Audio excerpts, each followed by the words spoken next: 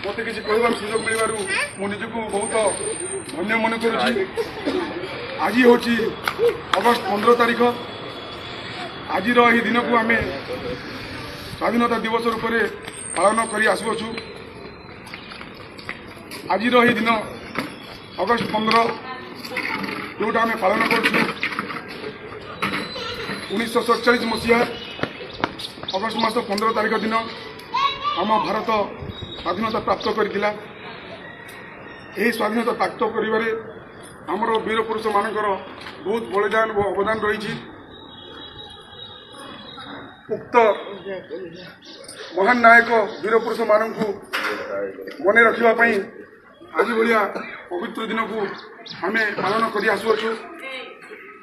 Mahatma Gandhi, Jawaharlal Nehru, Bhagat Singh, Veer Surendra Sahay